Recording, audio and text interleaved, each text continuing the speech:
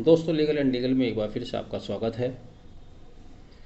सतेंद्र कुमार अंतिल बनाम सीबीआई एक मशहूर लीडिंग केस है, काफ़ी दिनों से चर्चाओं में है। आपको याद होगा 7 अक्टूबर 2021 को सुप्रीम कोर्ट द्वारा एक इंटरवीन एप्लीकेशन पर सुनवाई करते हुए कुछ सर्टेन गाइडलाइंस जारी किए गए थे, जिसमें उन्होंने तमाम अपराधों की 4 श्रेणियां बनाई थीं, 4 कैटेगरी में डिवाइड कर दिया था, category A, B, C and D, जिस पर पहले मैं एक वीडियो बना चुका हूं। अब हाल ही में 11 जुलाई 2022 को सुप्रीम कोर्ट का इसी सतेंद्र कुमार अंतिल बनाम सीबीआई पर जजमेंट आया है। एक डिटेल जजमेंट है जिसमें उन्होंने सर्टेन गाइडलाइन जारी किए हैं और उनको मजिस्ट्रेट के लिए व अन्य राज्यों के लिए मैंडेटरी कर दिया है, कहा है कि इसका पालन करना सुनिश्चित करें। दरअसल ये स्पेशली पेटिशन 5191/2021, इसके साथ कुछ और भी एप्लीकेशन थी, मिसलेनियस एप्लीकेशन थी 18/2021 स्पेशली पेटिशन के साथ ही सुनी जा रही थी। एक मिसलेनियस एप्लीकेशन डायरी 29/164/2021। देखिए, इस वीडियो को मैं आपसे स्पेशल रिक्वेस्ट करूंगा, आखिर तक ज़रूर देखिएगा। यह जजमेंट ख़ास तौर से उन लोगों के लिए जो विधि में रुचि रखते हैं, कानून के छात्र हैं, स्कॉलर हैं, या जो वकालत में क्रिमिनोलॉजी की वकालत में भी नए आए हैं, उनके लिए बहुत ही इम्पॉर्टेंट, बहुत ही वैल्यूएबल ये जजमेंट है। बल्कि मैं तो ये कहूँगा कि जूरिस्प्रूडेंस का ये एक अच्छा खासा अपने आप में लिटरेचर है और सुप्रीम कोर्ट ने इसकी शुरुआत भी जजमेंट की बड़े लिटरेचर की ही तरह से की है। शुरू में इन्होंने एक कोटेशन कोट की है जो कि जॉन EED, जिन्होंने एक ऐसे लिखा था, ऐसे ऑन फ्रीडम एंड पावर, उस कोटेशन के साथ सुप्रीम कोर्ट ने जजमेंट की शुरुआत की है। वो कोटेशन क्या थी ये भी मैं आपको बता देता हूँ। Liberty is one of the most essential requirement of the modern man.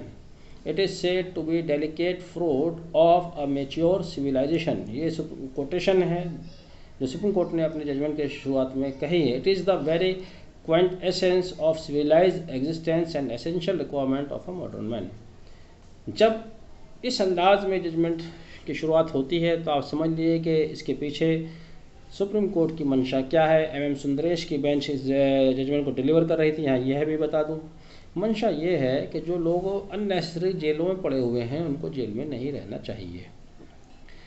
यहाँ पर उच्चतम न्यायालय ने यह भी कहा कि हमारी जेल का 2/3 प्रिजनर्स ऐसे लोगों से भरा हुआ है जो कि अंडर ट्रायल हैं, यानी कि अभी ट्रायल चल रहा है, ट्रायल उनका तय नहीं हुआ है और जेल में वो बंद है। इस पर का सुप्रीम कोर्ट का व्यू पहले से ही रहा है। हमारे CRPC में भी इस तरह के प्रावधान किए गए हैं कि ऐसे लोगों को जमानत मिल जानी चाहिए, जेल बेल पर छोड़ देना चाहिए एक्सेप्ट सम एक्सेप्शनल केसेस। देखिए, इस जजमेंट में 85 पेजेस का ये जजमेंट है, बहुत छोटा सा 85 पेज का बहुत छोटा सा। मैं इसलिए कह रहा हूँ जिस तरह सुप्रीम कोर्ट ने इसमें CRPC का लिस्ट तैयार किया है, बहुत ही कम उसमें पूरा CRPC को एक्सप्लेन करने की कोशिश की है, इंपॉर्टेंट सेक्शन को एक्सप्लेन किया है। इस तरह के जजमेंट आपको पढ़ने में कम मिलेंगे। आप 10 जजमेंट ना पढ़ें, एक जजमेंट पढ़ लें तो ख़ास तौर से उन लोगों के लिए, फिर रिपीट कर रहा हूँ, जो नए नए प्रैक्टिस में हैं या छात्र हैं विधि के, उनके लिए बहुत काम का ये जजमेंट है। शुरुआत में सुप्रीम कोर्ट ने बेल से शुरुआत की है और कन्विक्शन और आफ्टर कन्विक्शन तक गए हैं। बेल के बारे में कहा है न्यायालय ने, उस समय न्यायालय ने बेल और ट्रायल के बारे में किया, हालांकि CRPC में इसको कहीं डिफाइन नहीं किया गया है। नॉन बेलेबल तो डिफाइन किया गया है, लेकिन बेल क्या है इसको डिफाइन नहीं किया गया है। और इस जजमेंट के बाद एक ख़ास बात जो निकल के आई है वो ये आई है कि केवल बेल के ऊपर एक नया कानून बनने वाला है, एक नया कानून सामने आएगा इस जजमेंट के बाद। यहाँ शुरुआत में सुप्रीम कोर्ट ने बेल, ट्रायल और उसके बाद आर्टिकल 21 की बात कही। फिर आते हैं वो प्रिजम्पशन ऑफ इनोसेंस पर आते हैं, जहाँ उन्होंने अमेरिका, ऑस्ट्रेलिया, कनाडा, दूसरे कानूनों का जिक्र किया कि जब तक कोई दोष सिद्ध नहीं हो जाता है तो प्रिजम्पशन ये की जानी चाहिए कि वह व्यक्ति इनोसेंस है जो हिरासत में है, जिससे पूछताछ की जा रही है। फिर उसके बाद वो आते हैं सेक्शन 41, जहाँ पर पुलिस बिना वारंट के अरेस्ट कर सकती है, उस सिचुएशन को एक्सप्लेन किया है। 41 है जब पुलिस ऑफिसर अपने सामने किसी को नोटिस देकर बुलाता है या बुलाना चाहिए, किन केस में बुलाना चाहिए। यहाँ पर Ramesh Kumar versus of Bihar case को उन्होंने फिर से रिप्रोड्यूस किया, कहा कि इसको स्ट्रिक्टली फॉलो किया जाना चाहिए। CRPC की धारा 87, इश्यू ऑफ वारंट इन लिeu ऑफ और in addition to summons section 88 जहाँ मजिस्ट्रेट को पावर देता है बॉन्ड लेने की अपीयरेंस के लिए। यहाँ पर उन्होंने इंद्र मोहन गोस्वामी बनाम स्टेट ऑफ उत्तरांचल केस को एलाबोरेट किया कि कब नॉन बेलेबल वारंट्स इशू किए जाने चाहिए। Section 167 sub section 2, section 167 section 167 मैंने पहले कहीं जिक्र किया था कि यदि 24 घंटे के अंदर इंक्वायरी ऑफिसर को लगता है कि 24 इन्वेस्टिगेटिंग ऑफिसर को लगता है कि अगर 24 घंटे के अंदर जांच पूरी नहीं हो पाएगी, तब उसने जो उसके कस्टडी में है अभियुक्त उसको मजिस्ट्रेट के समक्ष पेश करना ही करना है। 167। तो इस तरह से सुप्रीम कोर्ट ने यहाँ पे ये भी बताया कि चार्जशीट फाइल करने का प्रोसीजर कितने समय में फाइल हो जानी चाहिए, किन किन केसेस में 90 डेज़ का 60 डेज़ का, वो आप जानते हैं। यहाँ पर M Ravinder versus director of revenue case को कोट किया है। सेक्शन 170 CRPC कि कब किसी अभियुक्त को मजिस्ट्रेट के सामने भेजना चाहिए। यहाँ पर सिद्धार्थ वर्सेस यूपी का केस आपको पढ़ने को मिलेगा। इसके अलावा 204 CRPC issue of process explain किया गया है। 209 commitment of case to court of session, जब ये महसूस होता है कि ये ट्राइबल केस है तब वो सेशन को रेफ़र किया जाएगा, कमिटमेंट किया जाएगा उसका सेशन ट्रायल। 209 CRPC। इसके अलावा 309 धारा 309 CRPC की जब मजिस्ट्रेट या ट्रायल कोर्ट किसी केस की प्रोसीडिंग को एडजॉर्न कर सकता है या पोस्टपोन कर सकता है। यहाँ पर देखिए एक बहुत पुराना केस है, अब कितना लीडिंग केस है जिसको अभी तक कोर्ट किया जा रहा है, एलाबोरेट किया जा रहा है। हुसैन आरा खातून व अन्य बनाम home secretary state of Bihar 1980, 42 साल पुराना ये केस आज भी कोर्ट किया जा रहा है। इसको पढ़िएगा, इसी जजमेंट में आपको पढ़ने को इसका लिस्ट मिलेगा। सुरिंदर सिंह उर्फ सिंघारा सिंह बनाम स्टेट ऑफ पंजाब, उसका भी जिक्र सुप्रीम कोर्ट ने यहाँ किया है।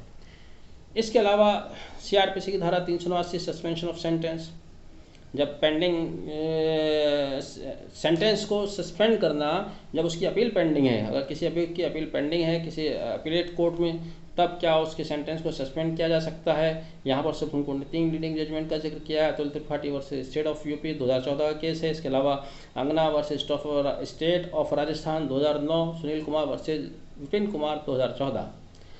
अब उसके बाद सेक्शन 436A को बहुत डिटेल में सुप्रीम कोर्ट ने उसका जिक्र किया है। सेक्शन 436A आप भी सुनकर हैरत में रह जाएंगे जब पढ़ेंगे, अगर आपने नहीं पढ़ा है। हालांकि लॉ स्कॉलर्स हैं,